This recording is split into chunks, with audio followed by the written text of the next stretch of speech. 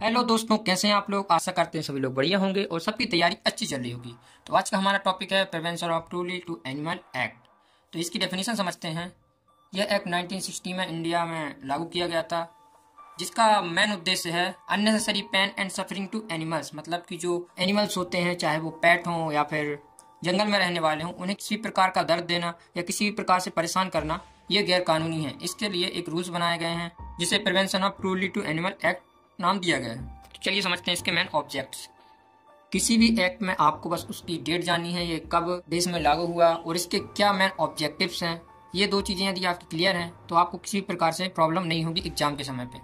To prevent cruelty and mistreatment of animals. Second is to regulate the use of animals in various sectors like transportation, entertainment and research. Third is to promote animal welfare through education and penalties for offenders. Animals पर क्रूरता हो रही है, जैसे कि entertainment के लिए अपन use करते हैं एनिमल्स का, या ट्रांसपोर्ट के लिए यूज करते हैं, या फिर रिसर्च के लिए यूज करते हैं, तो वो एक प्रकार से गलत है। किसी भी जीव को अपन ट्रीट नहीं कर सकते। इसके लिए रूल्स बनाए गए हैं, उसको कैसे रेगुलेट करना है, यह सब इस एक्ट के अंडर में आता है। की provisions of the act. Definition of cruelty. Section 11। The act as defined cruelty as beating, kicking और थ्रेटनिंग एन एनिमल। मतलब यह है किसी प्रकार से एनिमल को मारना, उसे किसी प्रकार से परेशान करना। ओवरलोडिंग और ओवरवर्किंग एनिमल्स। मतलब जो गधे वगैरह होते हैं या घोड़े होते हैं, उन्हें बहुत ज़्यादा उनको से काम लेना। Keeping an animal in A unsafe और अनकंफर्टेबल कंडीशन। मतलब जो जानवर है वो ऐसी जगह रह रहे हैं जहाँ अनकंफर्टेबल हैं, मतलब उनको घुटन महसूस हो रही है, या फिर बंद कमरे में है, काले कमरे में, तो ये सब चीज़ें इसके अंदर आती हैं। Using A animal for fight और एंटरटेनमेंट एंड एब्यूज मैनर। मतलब फाइट के लिए एनिमल को लिया जाता है, जैसे आपने देखा होगा आंडों की फाइट हो रही है, या मुर्गों की फाइट हो रही है, बकरी की फाइट, किसी प्रकार की फाइट हो रही है, और इस प्रकार से एंटरटेनमेंट मतलब सर्कस में यूज होने वाले हाथी, घोड़े से जो भी हैं, तो वो एक प्रकार से एब्यूज है। एडमिनिस्ट्रेटिंग हार्मफुल ड्रग और सब्सटेंसेस टू ए एनिमल। किसी प्रकार से ड्रग देना या हार्मफुल चीजें देना, ये भी गैर कानूनी है।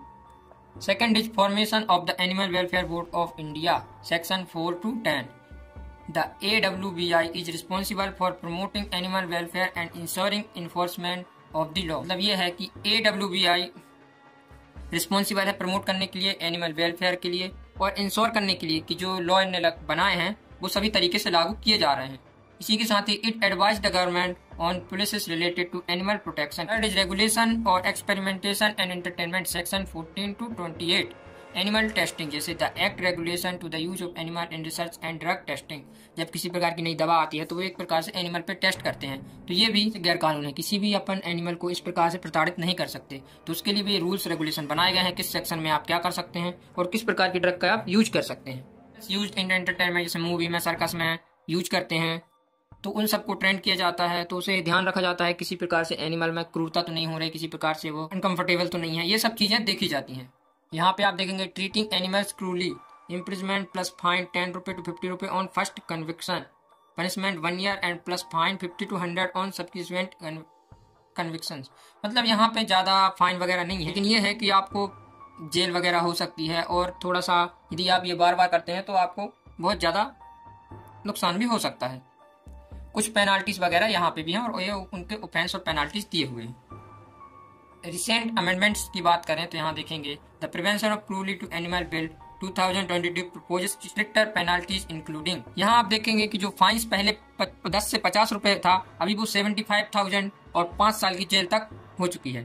तो ये अच्छा निर्णय है सरकार की तरफ से, ताकि लोगों में डर पैदा हो सके। Regulate industries like dairy, transport and entertainment to ensure ethical treatment. Encourage public awareness about animal welfare. तो ये सिंपल से टर्म है, आप ये चीजें समझ चुके होंगे कि ये एक्ट क्या काम करता है और इसे कौन कौन रेगुलेट करता है, और फाइन वगैरह क्या। यही नॉर्मल चीजें एक्ट में जाननी होती हैं, जो सिंपल सी हैं। वीडियो पसंद आई हो तो लाइक करें। मिलते हैं एक और नए टॉपिक के साथ, जो कि आपके गवर्नमेंट और यूपीएससी तक इंस्पेक्टर दोनों के लिए इंपॉर्टेंट होगी। Thank you so much.